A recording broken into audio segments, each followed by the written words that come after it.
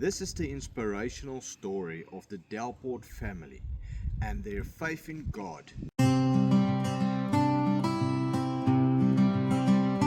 Toe die pad lank was en my sakke leeg.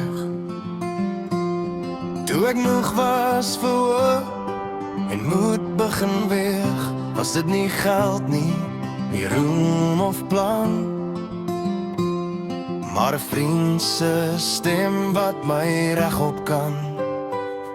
Hulle ken my foute, my seer en my pyn, maar bly steeds langs my, reën of sonneskyn.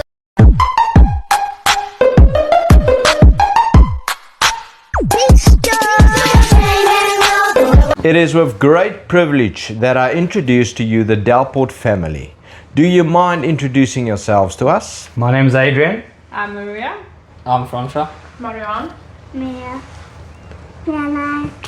Elizabeth. Thank you. Now that we have introduced the family to the viewers, please, will you guys please tell us your story? You have such an interesting story and such an inspiring story that we would love to share with everyone. Louis, thank you very much for giving us the privilege of being able to do this today. It's a story that us as a family have been waiting to tell for a long time. I just personally wanted to wait until Maria and the kids are here and they settled and the school starts and they're all just calm and collective, and then the time has come. It's time for us to let the world hear the story, because the story is not about us. It's about God and His glory and His grace and His love, and also His understanding of when we sometimes mess up and we feel that love is not enough or hope is out the back door or whatever it is, that He still pitches up and He's still there and He still loves us. Tell us, Adrian, in South Africa, what was your life like your family's life like the last couple of years? So up until I met Maria in 2019. I was a wreck. I was standing on divorce with my ex-wife, and I was like, Lord, if I don't find the right one this time, because it was already my second marriage, Maria's my third marriage, then I'll just stay single for the rest of my life. And I was a believer in Christ my whole life. I've got family that's pastors, and we grew up in a Christian home and all that kind of stuff. But I started getting a bit lukewarm, and I was like, Lord, I really need to get back to you. And I met Maria. And the day when I walked in, so we decided we're not going to let the kids meet each other for at least 6 months, but that didn't work out. I think it was 2 weeks driving up and down because we're 3 hours away from each other, and we're like, oh no, stuff this. They need to meet each other. And the first weekend I went there alone to meet her kids, all my kids now, apologies, before I get auto-corrected. I just told her two things. I wear my heart on my sleeve and I love to talk, and I don't shut up for nobody, which is true. And I'm not shy to say that. I stand up for what's right. And the biggest and most important thing of it is, if we're going to try this relationship, you're going to follow God with me. If you're not going to go to church with me, then we can stop it right now and not waste each other's time. So Maria, not coming from the same kind of church as what I do, because I'm very charismatic. She was very traditional. She didn't know what she let herself in for. She thought, oh, it's just going to be lipsy daisy or whatever. And God started doing miracles in our lives, because we never thought she was going to get pregnant again. We never thought that things were going to happen the way that they did. And long story short, we were together, we moved on. In February of the next year of 2020, we found out that Maria's pregnant with our youngest, DNA. And this was mid-COVID. COVID just hit after that in March. The other kids went to go visit their dad and them for 3 months, and I got a job offer up in Durban. The best offer ever. It was to the T, the best that I could ever get. Do you mind telling us what type of job it was? Yeah. So I was in the butchery game since I was like 16 years old. I've done nothing else except for being in the butchery, and I got an offer at the biggest butcher retail group in KZN. It was a great offer. I couldn't say no. One of my mates already was working there, and we decided to take the offer. So me, Maria, and the girls, Francois stayed with his grandparents at the moment, decided to move up. And that was the first challenge, being 700 k's away from your son and the other kids. And it was terrible because we thought, oh yeah, we'll see each other regularly, we'll fly up and down. It's not that cheap, it's not that easy.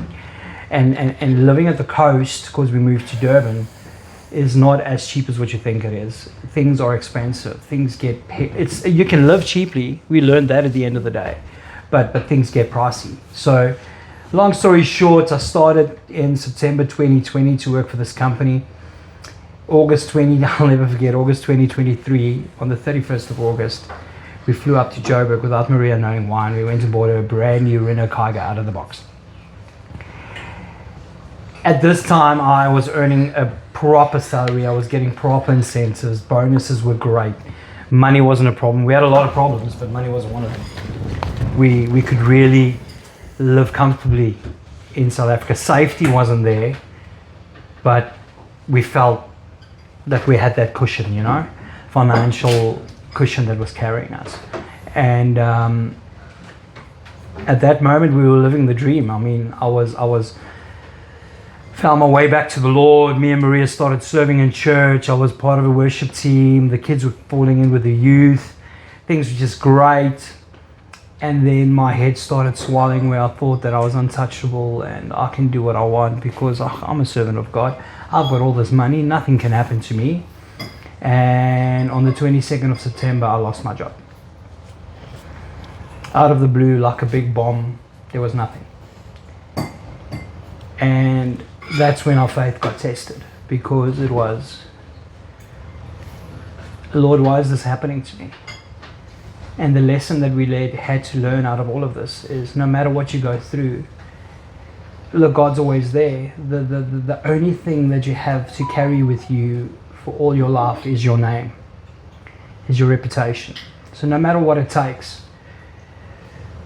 to uphold that and to keep it where it's supposed to be, you do that. So I lost my job. There's a lot of financial gain by that because I got paid out and all this kind of stuff, which is things I don't want to talk about right now. Because even that was finished by December that year. I had to give the car back. We didn't have a car anymore. We almost didn't have a house to live in because we were getting like 6-7 months behind on the house because the money was getting up. Money doesn't just stay. The first lesson I had to learn is Maria was doing carpentry from home, and I had a temper. I had a terrible temper. I was one of the worst people to work with. If I look back today, when I'm just a butcher in Australia and not a manager, and I think about the way that I treated people, I want to actually go back to each and every single one of them, and I want to go say, I'm sorry for what I did to you. I thought I was doing the right thing. I thought I was being firm. I thought I was being fair, but I wasn't really. But the lesson only comes later. Because there's a moral of this whole story, and I'll share that with you at the end of it. I had to learn to work with my wife and not lose my cool with her, which was difficult. Let me tell you, how was that? Was I an easy person to work with? I wasn't.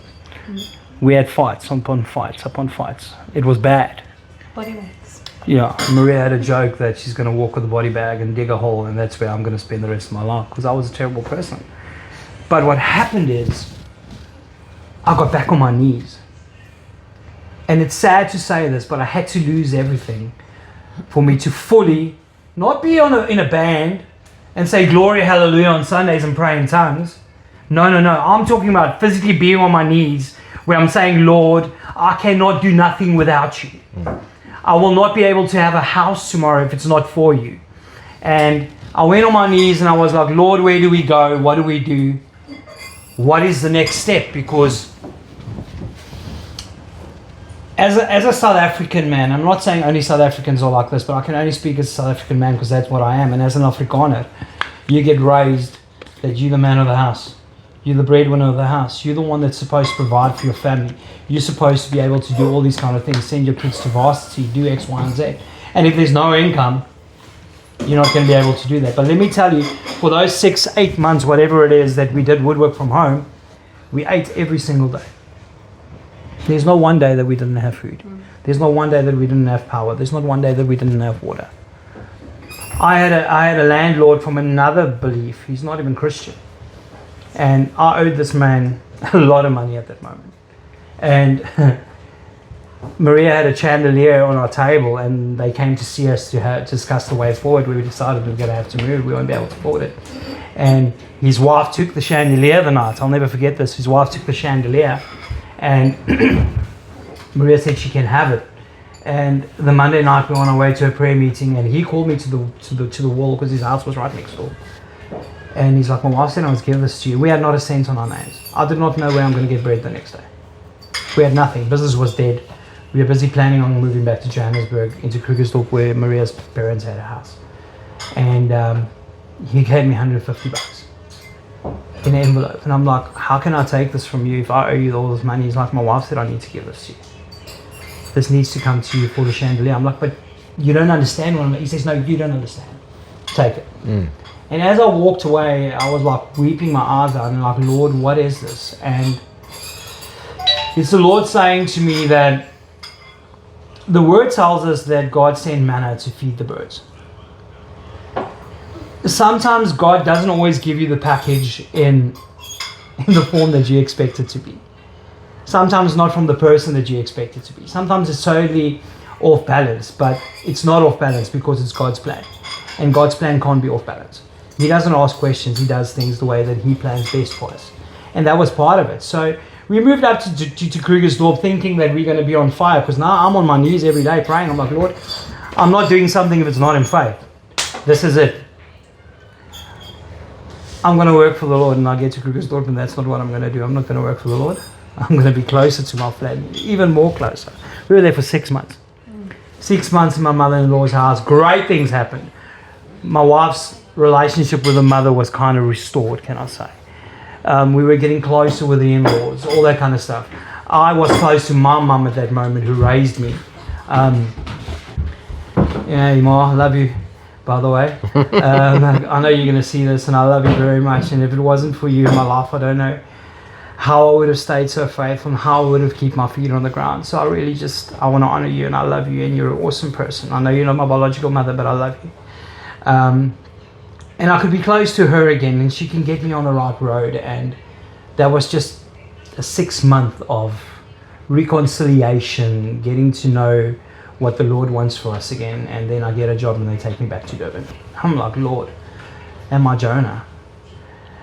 And and here we go. That's literally what I said. Am I Jonah? And we're on our way back, and I worked for 1 month, and they let me go, and it's fine. Okay, Lord, I don't know why, but okay, if they let me go, they let me go. And then I was without a job for about a month and a half. And then 2024, September 2024, I was on my knees the one day, and I was like, Lord, I'm not standing up until you touch me. And I can remember starting to weep while the worship music was playing in the background. And Maria came to me, and I'm like, look at this. And I was just crying. I was bawling my eyes out.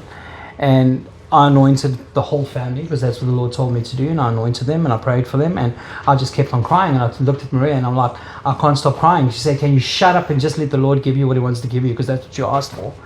You remember that day? And I was like, okay, Lord, if that's what it is, it is. And I spent time with the Lord, and it still felt like I was far from him, because I had all these applications going in, but no jobs coming in. And I couldn't understand why. So it came to the point where I was on my knees, and I prayed. And then we had a market with the woodwork that we did there as well.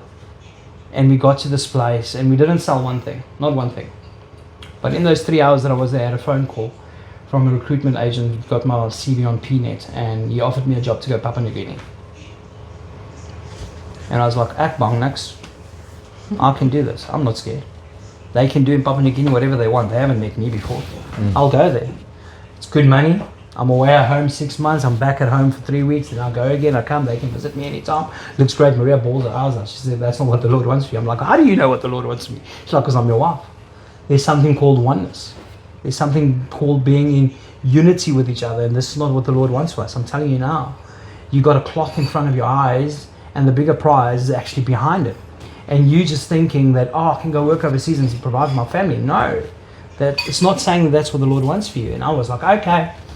Then I got a call saying that I can come to Australia. There's a possibility. So after this chapter in your life, how did things come about to the stage where you guys are now?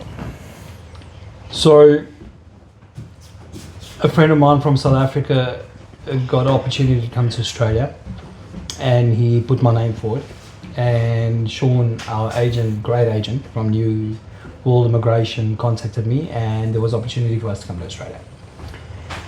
So we went through the beginning phase, and now we had Papua New Guinea on the one side, and we had Australia on the other side, and we read up about Papua New Guinea, and violence is the same as South Africa. And also the big difference between Papua New Guinea would be Papua New Guinea, you would have gone on your own. Yes. And Australia, you would have gone as a family. 100%. So that would have been a big deciding factor. 100%. 100%. So I was on my knees and I said, Lord, this is after interviews and stuff. If I need to go to Papua New Guinea, let me go, because I know you'll protect me. But what I'm asking is, I can't find a job in South Africa. I need a new beginning. I need to be reborn again, if I can put it that way. I need a new birth. Same identity, but just a new birth. Because my identity is found in Christ in any case. I've got to, so just to put it out there, because I say it a lot so that nobody feels offended when I say it, is I've got a saying in my life that I believe by very strongly, and my kids and my wife, you also live up to it, is that the last time I checked, the stairway to heaven is not through your backyard. So I don't care what people think about me. That said, but still we do, because you're human. So you still feel offended if you feel that people look down at you, but just to put it out there. So I don't care what people think, I don't care what they say, I just need a new beginning, Lord. And I said, I put it in your hands, your will, not mine. Wherever you send me, I'll follow. And the next day I got a call that they want to make an offer. I've been accepted and I can come to Australia. So we all glory, hallelujah, we got the job, it's going to be great, this is the money we're going to make. We as South Africans sit and we say, okay, we multiply it by this, that's the amount of money that I'm going to have. Big mistake, because that's not the amount of money that you're going to have. In South Africa, yes, but not in Australia. And we got everybody's, so all of us can give advice as much as what we go, but you only really know what you're going to go through in Australia as soon as you get here, because everybody's story is different. So we started the whole process. I got in contact with the agency, New World Immigration. They started the whole thing. We got the paperwork together. We came to a point where we said there's no money. We won't be able to come as a family.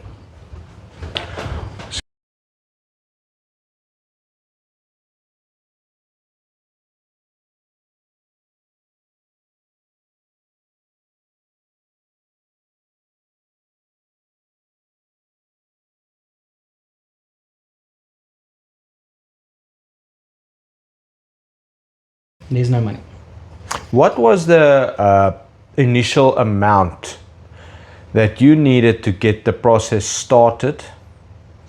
And what was the initial amount that you thought the whole process will cost? So I thought it was going to be like 50,000 will be enough for me to be able to come to Australia. That's without flight tickets. And then we'll all be able to make a plan, God willing, to all of us come over to Australia, and then we'll have the money for it as a family. Until we start it, because then you do this, you do that, and I can't tell you where the money came from. I was just like, Lord, because we did the woodwork and we had a bit of things going on, and I came to a point where I said, Lord, it's in your hands. If this is your will, it's going to happen. Yeah. You're going to put the right people on my path. You're going to let me, because he goes ahead of us. When he asks you to do something, the only thing we need to do is pitch up. He's already done the work. What were your initial thoughts, feelings after, let's say, you spend that first couple of $1,000? You just paid this money into a person's account that you don't know, that you need to trust. So, What was that feeling like? So it was crazy because we were blessed that the company, the visa that we got is a sponsored visa, and that the agent, because there's a lot of us going over, he was really helpful and he really helped us a lot. But having to pay those amounts of money over to different entities and all these kind of things, it's scary. It's scary because, I mean, the furthest I ever traveled from our home was 700 k's, and that was either from Durban to Joburg or from Joburg to Durban. I've never traveled further than that. Yeah. The furthest I flew was a 40-minute flight from Durban to Johannesburg or Johannesburg to Durban. That's it. I never flew anything further. So it was all a test of faith and a test of, am I going to be able to do this? And what if it's a scam? Yeah. Because if you can't, and it's not bad mouthing any countries or whatever, but if you've been scammed so many times, Maria paid a deposit over to somebody in South Africa when we had these tough times. We saved up, I think it was 12,000 rand. Was it 12,000? No. 12,000 for that car, the cash car? I think it's like 4,000. For 4,000, 5,000, and they're going to bring the car to us. I mean, it's 4 or 5 years ago and the car's still coming. The truck's still going. He's probably been 10 times to Zimbabwe and back and there's no car. But, so you lose your trust in people, but the remembrance at the end of the day is that you must have your trust in God. So if he says that this is where you're going, then that's where you're going. Yeah. There's nothing that you can do about it. So yes, it was scary. It was scary as hell. But the scariest thing of it all was when I had to make the decision that, okay, I'm going to go alone. Yeah. I just want to add the thing, it was scary, but also such a relief that you know you're following God's plan 100%. for you. 100%. So you're blindly following your faith. No, 100%. And that was great. 100%. And that's where a good, strong marriage, what do you call it? Yeah, good, strong relationship between a husband and a wife is so good. 100%. How were you feeling at this stage? Trusting or negative, positive, feeling this is the right direction? Positive. How did Yeah. you feel about Oz? How did you feel about Oz? Felt positive about it. Yeah, so that's also very important. You both have to be positive about it. All right. You knew it's God's will Yeah. from the beginning. So I always used to tease and say that I wish I can have the discernment that my wife's got.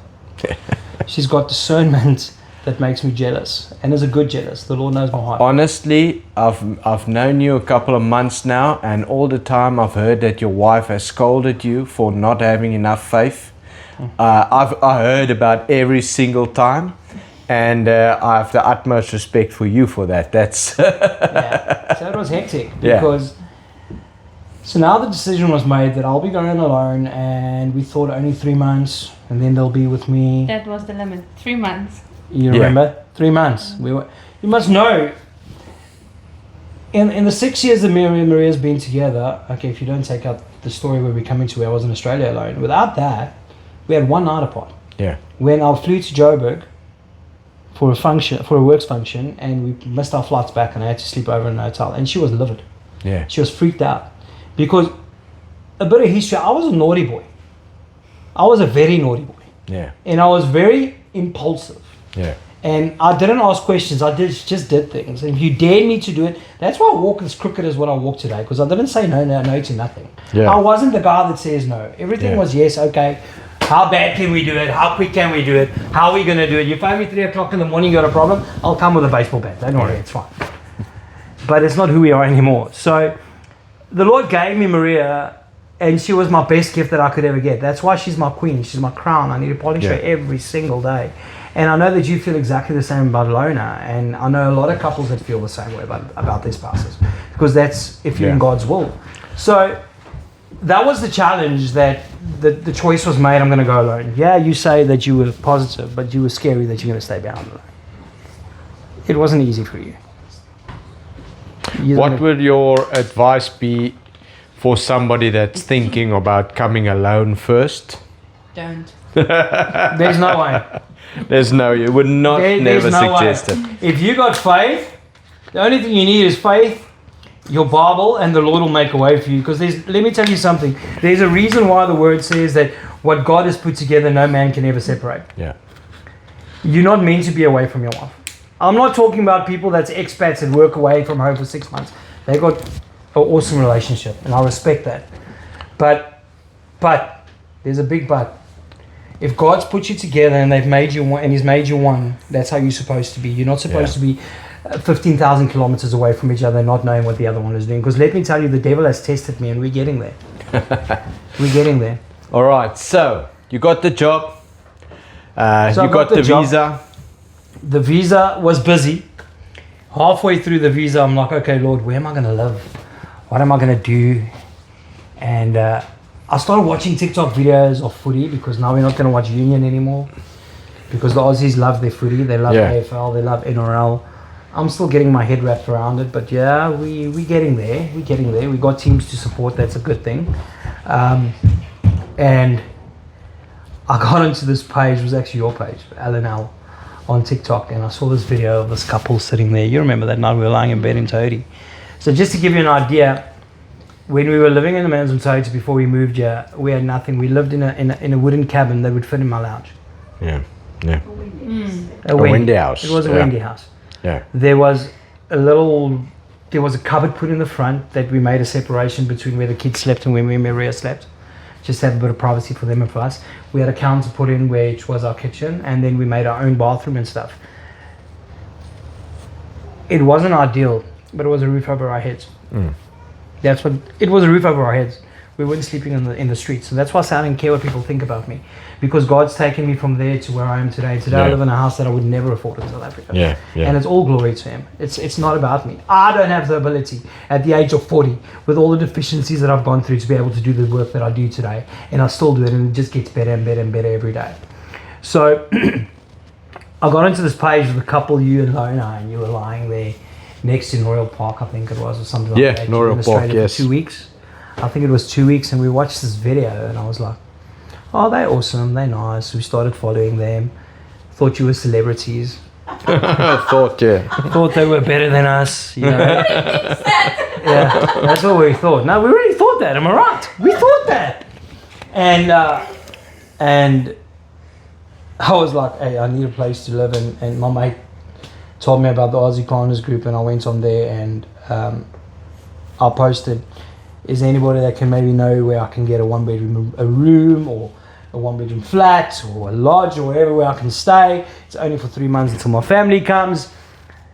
This was my thought, by the way. But yeah, God stepped in already. So is there anybody that knows? And 2 minutes later, I get a message. And this is like 2 o'clock in the morning in South Africa. I'm thinking, doesn't this people sleep? And it's Louis from Australia. It's like, my name's Louis. Me and my wife live in Australia. We're from South Africa. We like to help people. I'm like, are you from the LNL TikTok page? And he was like, yes, that's us. I'm like, hey, I'll follow you. I'll follow you. And I felt like a fan following somebody. Meanwhile, they're just normal people like us. And he's like, don't worry. Don't bring money. Don't do nothing. Because he didn't even know my story. And he was like, okay, don't worry about finances. Don't worry about anything. You get to Melbourne, we'll get you to Wodonga, you're coming to live with me. I looked at Maria and I was like, these people are going to kidnap me. No, yeah. Hierdie mense verkoop orgaan of iets. Something is not on here. You remember? Something's not right. That wasn't discernment, that was my flesh. In any case, so we started chatting, and Louis, I can remember Louis asking me, 3 months, are you sure it's going to take 3 months? I'm like, yeah. He's like, it's a lot of money, mate.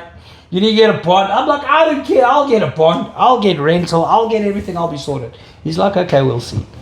Long story short, I wanna just just talk about the wonderful family that really helped us and helped you as well when you came here. Definitely gonna talk That's very important. Because what happened is, when you were on your way, we already had a family staying with us. So we had to make a plan. Yeah. And then, what happened then? So, yeah, Louis, you contacted me and you told me that John and Isma offered that I can come and live with them for, I think it was 2 weeks. Yeah, it would have been 2 weeks, yes. While the other family is still living with you. He's actually one of my mates today. And yeah, I was like, I don't even know these people. Awkward. You know they're old. What are they gonna do to me? You're in more organs. I was like, die tannie kom van 'n Magwaland af. Do you know? I didn't know this before. I only found it out later. I was like, okay, let's see how it's going. I'm sure Louis won't let me stay by weird people. At least it only has to be like 2 weeks. Yeah. Maybe I can get Johan kicked out after a week. Or I'll go sleep on the couch. The green couch. Louis went and bought a There green was a couch, green especially couch. for me Yeah, actually. green couch Yeah. is still there. Yeah. The green couch was actually bought especially for me. Yeah. And yeah, so the process started. I didn't have a place to stay when I landed in Melbourne, and I'll never forget it. About a week before I flew, there was awesome people that helped me get here. I just want to say they know who they are. I had no funds to get to Australia. They know who they are, yes. And it can only be God that works in their hearts. And yes, unfortunately, they are all South African. But, and I'm not saying that in a bad way. I'm saying it that people say South Africans don't stand together. That is a bull crap story, because if it wasn't for those people, I wouldn't have sat here today. My family wouldn't have been here today. Until at 12 o'clock at night. And never flown so far before in my life. I freaked out. I left Durban on the Monday at 11:50. I get to Doha at 1 o'clock in the morning, and I'm totally freaked out because I got 2 hours to get to my next gate, and I was smoking, and I didn't have anything to smoke for more than like I think 16 hours, and I was like, my lungs are puffing, and this is happening, and that is happening, and I was like, oh, screw the smoking. I just need to get to the gate. I can't get lost. And got there. My watch wasn't set right. I thought I was late. I thought I missed the flight until I heard an Aussie accent, and I was talking to this lady, and I'm like, are you going to Australia? She's like, yeah. You're going to Adelaide? She's, yeah, the Adelaide-Melbourne flight. I'm like, with guitar? She's like, yeah. I'm like, wait, I'm on the right flight. No worries, I'm okay. And I made a video. I think I still phoned Louis. We had a quick chat. I spoke to you. Got on the plane, got to Melbourne. That was an easy flight. Got to bed. I only slept for about an hour, because then it was TFN numbers and all this kind of stuff, and I was just grateful to be in Australia, and had the best sleep, had the best breakfast, and then the next afternoon at about 3 o'clock I met Louis for the first time. And the Australia story starts from that, because it wasn't smooth sailing. No. This was the 7th of March, the 5th of March I left South Africa. I landed in Australia on the 6th of March. The 7th of March I got to Wodonga, and I can remember we got here, we went to look at a few shops, we went to bought meat, we had a braai. I said it, a braai. And then I went to meet the couple that I'm gonna stay with. And I was freaked out, I was nervous as can be, because I didn't know what to expect. And I get to this house, and I don't have words. There's a reason why we call him Oma and Opa, because that's the hearts that they have.